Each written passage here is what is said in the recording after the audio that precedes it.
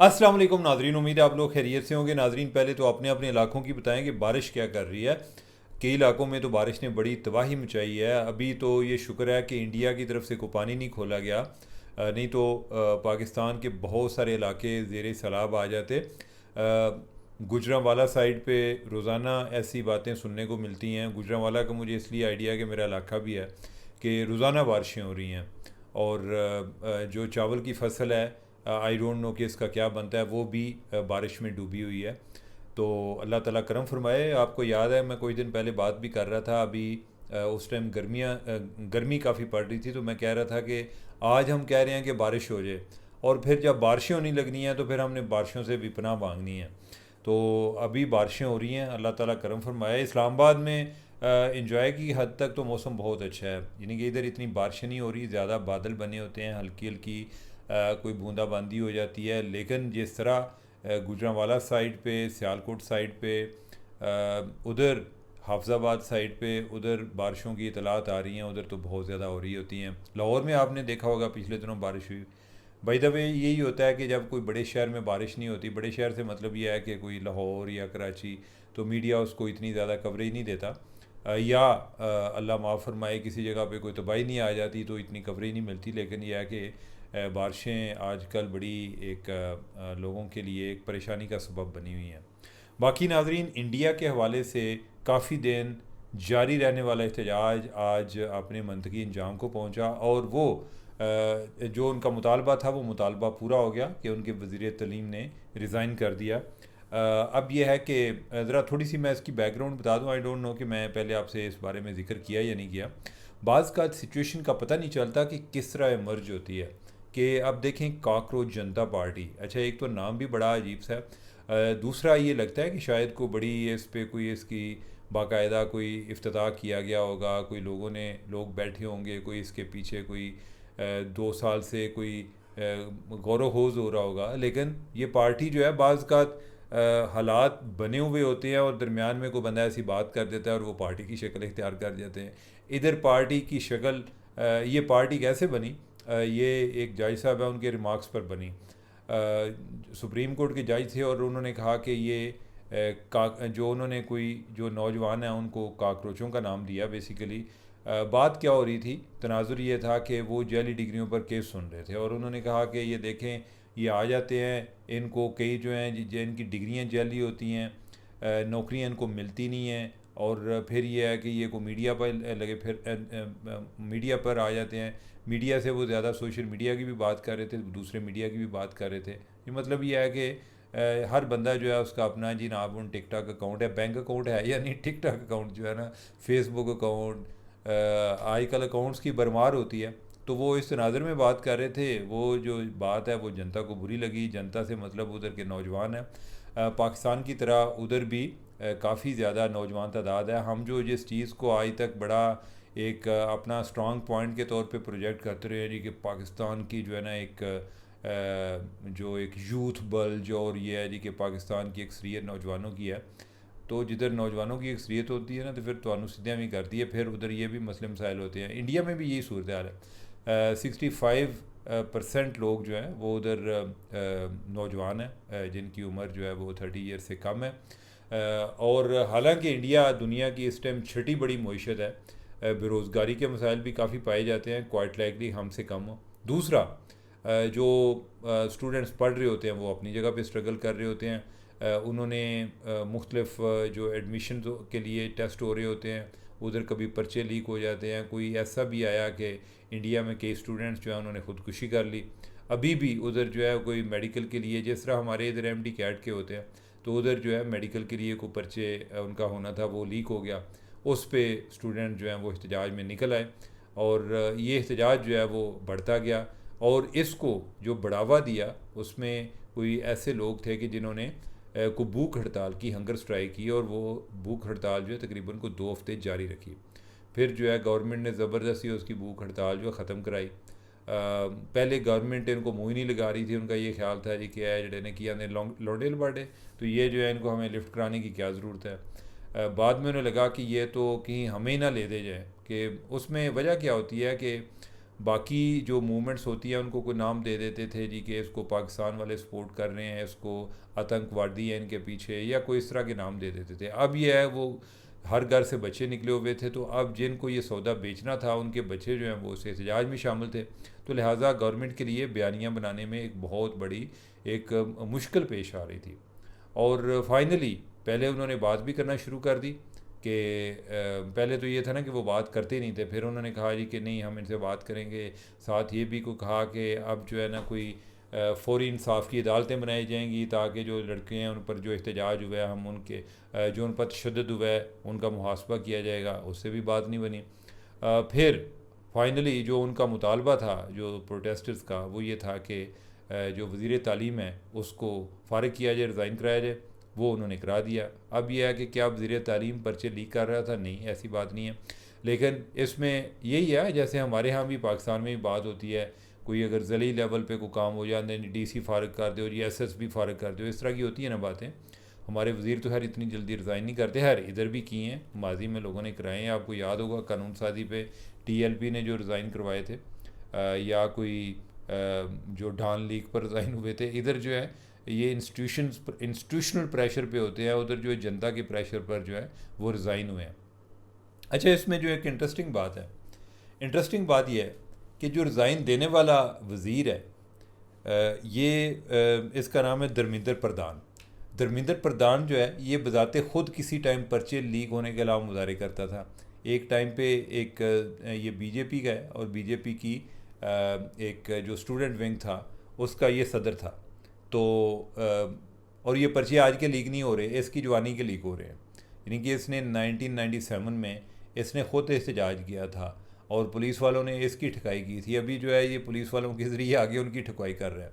और इसमें जो अफसोसनाक बात है वो ये है कि 1997 की बात कर रहा हूँ, अब जो है 2027 आने वाला है, यानी कि कोई 30 साल हो गया। तो लेकिन यह है कि पर्चे लीक होने वाला सिस्टम बंद नहीं हुआ।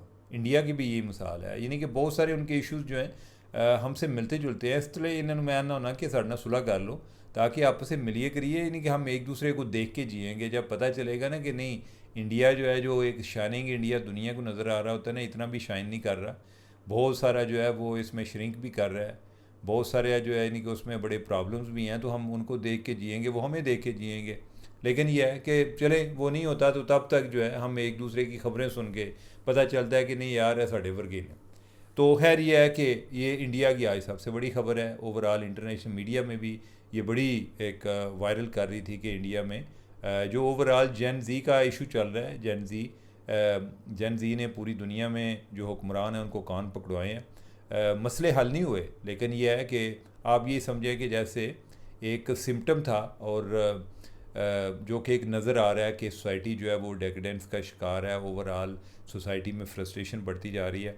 और उसमें एक ये भी सबक है कि पाकिस्तान को भी बहुत ज़्यादा इंडिया पे फोकस करके खुश नहीं होना चाहिए कि अगले मोदी जा रहा है या नहीं। मोदी तो है नहीं जा रहा, उसने अपने वज़ीर की कुर्बानी दे दी है। हो सकता है कि इस तो बाद जेन ज़ी नूं सीधियां करना शुरू हो जाए, आई डोंट नो। लेकिन ये है कि हमें अपने पे भी नज़र रखनी चाहिए। हमारा जो नौजवान है आज का वो परेशान है, बेहाल है। आए दिन इतने लड़के यूनिवर्सिटी से फारग हो रहे हैं। अल्लाह ताला इन्हां दा को करम करे, मैं उनकी इन्हों बददुआ दें। इतनी यूनिवर्सिटीज़ बनाने वाले जो है इन्होंने डिग्रियां बांटने के अलावा कोई काम नहीं किया। इतने लड़के बेरोज़गार होते हैं, इतने लड़के जो फारग हो रहे हैं, पास आउट हो रहे हैं, लेकिन आगे उनको जॉब्स नहीं मिल रही। हर साल जो है कोई 2-3 हज़ार इंजीनियर जो है वो हो रहा है और जॉब्स जो है वो कोई 200-300 की होती है। जो बाकी हैं उन्होंने एहतजाज ही करना है और क्या करना है। तो ये सूरत हाल बड़ी ख़राब होती है। यानी कि जिसको रोज़गार मिला होता है वो दूसरों को समझा सकता है कि सब्र का दर्स दे सकता है, और जिसको नहीं मिला होता ना, जिसके घर में गुरबत नाज रही होती है, तो वो उसको सब्र नहीं आता। वो आंदा है कि मैं तो भी पुत्रो अपने नाल ही लैके जाऊँगा। तो इट्स वेरी कंसर्निंग। और हमें अपने मसाइल पर तवज्जो देनी चाहिए। और आगे बढ़ते हैं। आगे पाकिस्तान के हवाले से एक अच्छी खबर, और वो है एक डाटा सेंटर की। एक डाटा सेंटर बना है जिसका इफ्तिताह हुआ है स्काई 47। डाटा सेंटर क्या होता है? डाटा सेंटर जो है आप समझें कि कंप्यूटर के रिलेटेड एक चीज़ है। आपका कंप्यूटर आप जितना ज़्यादा डाटा प्रोसेस करते हैं उसमें इतनी कैपेसिटी नहीं होती उसको सारे को स्टोर करने की। तो उसके लिए आगे फिर ये जो डाटा सेंटर है ये आप समझें कि यानी कि आपने आलू बेचे हुए हैं, अब आलू आपके मार्केट में नहीं बिक रहे, तो आपने जैसे मुख्तलिफ कोल्ड स्टोरेज है उधर रखे होते हैं, मिसाल को पूरी बनी नहीं, लेकिन यही आप समझें कि जैसे आपके पास यानी कि डाटा है, स्टोरेज की कैपेसिटी नहीं है, तो आप डाटा सेंटर से जगह बाय करते हैं। ये किसी जगह आपको जाना नहीं होता, आपको इंटरनेट पर ही आप उनको पेमेंट करते हैं और वो आपको एक कैपेसिटी दे देते हैं, यानी कि आप इतना डाटा हमारे पास रख लेते हैं। तो इस तरीके से मुख्तलिफ़ दुनिया में डाटा सेंटर्स हैं, ये बहुत बड़ा काम है। अब एआई की दुनिया में डाटा सेंटर्स की अहमियत और ज़्यादा बढ़ गई है।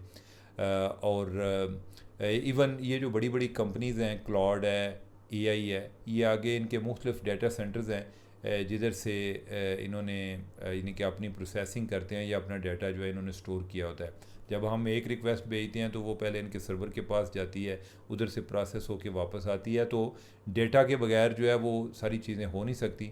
तो डेटा रखने के लिए, उसको स्टोर करने के लिए, उसको प्रोसेस करने के लिए भी कोई उसके लिए स्पेस चाहिए होती है। वो जिस जगह पर होती है उसको डाटा सेंटर कहते हैं।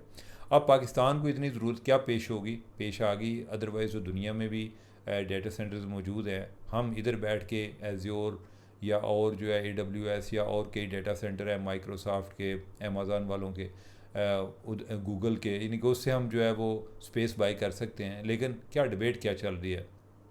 डिबेट ये चल रही है कि क्या हमारा डेटा उधर सेफ़ है, और ख़ास तौर पे जो गवर्नमेंट्स होती हैं उनके कंसर्न और ज़्यादा होते हैं कि हम अपना डेटा अपने मुल्क से बाहर नहीं जाने देना चाहते। तो यानी कि आप समझें कि ये सोवरेनिटी का एक नया कंसेप्ट है कि हम हमारा डेटा जो है वो हमारे पास रहना चाहिए। तो उसके हवाले से अभी जो एआई जैसे आई है, तो आर्टिफिशियल इंटेलिजेंस, तो उसके बाद डाटा सेंटर्स पे फोकस चला गया। अब ये जो है स्काई 47, ये पाकिस्तान का सबसे बड़ा डाटा सेंटर है। वैसे तो कोई इतना बड़ा डाटा सेंटर नहीं है अगर दुनिया के साथ हम मुवाजना करें, लेकिन यह है कि कुछ ना होने से कुछ होना बेहतर है। तो पाकिस्तान के हवाले से जो अभी तक है सबसे बड़ा डाटा सेंटर बोला जाता है। इसको माड़ी गैस वालों का है। माड़ी गैस कौन चलाता है? फौजी फाउंडेशन चलाता है। तो आप समझें कि इनके जो ननियाल हैं ना वो सारे फ़ौजी हैं, या ददियाल जो हैं वो सारे फ़ौजी हैं, यानी कि उनका जो अपना डाकन है वो उधर जाके मिलता है। अब इस पे ये भी इतराज़ होगा जी कि ये फ़ौजी जो हैं ये क्यों चला रहे हैं। यार मेरी तो बड़ी खुशी है कि सिविलियन चला लें, आई डोंट नो, लेकिन जब तक नहीं चलाते ना, मैं कहता हूँ कोई ना कोई चला ले। तो लिहाजा वो फ़ौजी चलाएँ, वो सिविलियन चलाएँ, ये चलनी चाहिए। और जिस तरह मैंने आपको एक जो चाइना का एक फाउंडर है, जो आज मॉडर्न चाइना का फाउंडर है, उसकी मैंने आपको एक कोट बताया था कि उसने कहा था कि it doesn't matter whether cat is black और white, as long as it catches mouse it's a good cat. कि ये मैटर नहीं करता कि बिल्ली सफ़ेद है या काली है, अगर ये चूहे पकड़ रही है तो अच्छी बिल्ली है। तो लिहाजा हमारे लिए ये मैटर नहीं करता ये फ़ौजी चला रहे हैं, ये सिविलियन चला रहे हैं। अगर पाकिस्तान चला रहा है, पाकिस्तान में चीज़ें बन रही हैं तो अच्छी बात है। इस तरह के डाटा सेंटर और होने चाहिए। एआई के हवाले से हमने को काम करना है, प्रोग्रेस करनी है। हम तो बिल्कुल सोए हुए हैं, हमें तो एआई चलानी भी नहीं आती, और हमें तो ये बताना या इस चीज़ का एहसास होना तो बड़ी दूर की बात है कि ये डाटा हमारा किधर जा रहा है। हम जो है अपने बड़े बड़े सेंसिटिव डॉक्यूमेंट्स जो हैं वो एआई पे चढ़ा रहे होते हैं, चैट जीपीटी पे या कोई और जो है डीप सीक पे या बाकी जगहों पे। तो जो ये गोल्ड माइन है, डाटा जो गोल्ड माइन है, और ये जो जिन कंपनीज़ को का आप चला रहे होते हैं वो उधर जा रहा होता है। इस पर फिर कभी बात करेंगे अगर आप लोगों की दिलचस्पी हुई, लेकिन तब तक ये है कि आप समझें कि डाटा सेंटर जो है ये अच्छी चीज़ है। हमारे पास जो एक अपना होना चाहिए कि जिधर, और ये सिर्फ एक नहीं है, और भी बन रहे हैं। दो तरह के डाटा सेंटर होते हैं। एक होते हैं जो आपको कमर्शियल सर्विसेज भी प्रोवाइड करते हैं, जैसे मैंने कोई स्पेस लेनी है तो मुझे दे देंगे, आपने लेनी है तो आपको मिल जाएगी, किसी और कंपनी ने लेनी है तो उसको मिल जाएगी। फिर ये होता है कि कंपनीज़ ने अपने डाटा के लिए भी सेंटर्स बनाए होते हैं, जैसे PTCL वाले हैं, उन्होंने एक्सक्लूसिवली अपने लिए बनाया हुआ है कि हमारा डाटा जो है वो किसी और जगह पर ना जाए। तो इस तरह के और कंपनीज़ भी बना रही हैं। मैं कह रहा हूँ यार छोटे छोटे बनाओ, लेकिन बनाओ। वो एक हमारे एक सीनियर ब्यूरोक्रेट है, मुझे उनकी बात बड़ी अच्छी लगती है। वो कहते थे कि यार जो है ना, -1 से +1 तो बेहतर है ना। अगर 100% कोई चीज़ नहीं भी होती, +1 होना बेहतर है। आए दिन अगर आपकी ज़िंदगी में कोई एक बेहतरी आ जाए ना, तो वो कोई ना आने से तो बेहतर है। आप कोई नई चीज़ लर्न कर लें तो वो ना लर्न करने से बेहतर है। और ये बड़ी एक अच्छी कंपाउंडिंग एक्सरसाइज है। अगर आप कोई रोज़ाना कोई चीज़ सीखा करें, नई चीज़ जाना करें, ये बड़ी एक आपको हम्बल करेगा। आपको अंदाज़ा होगा कि मुझे कुछ नहीं आइडिया। हम जो बड़े 30 मारहान बने होते हैं जो जनाब बस ये हर शय जानने हैं, कुछ नहीं पता होता। जितना ज़्यादा आप पढ़ते हैं आपको अंदाज़ा होता है कि मुझे कुछ नहीं आइडिया, मेरा इल्म बहुत कम है। और ये जितना आप हासिल करेंगे इससे आपको फ़ायदा होगा। आप में आगही आएगी, आपको ये भी पता चलेगा कि पाकिस्तान के लिए क्या अच्छा है क्या बुरा है, चीज़ें कैसे होती हैं कैसे नहीं होती। तो बात रहा, लेक्चर लंबा हो गया, उसकी मादरे चाहता हूँ और मुझे दें इजाज़त। अल्लाह हाफिज़।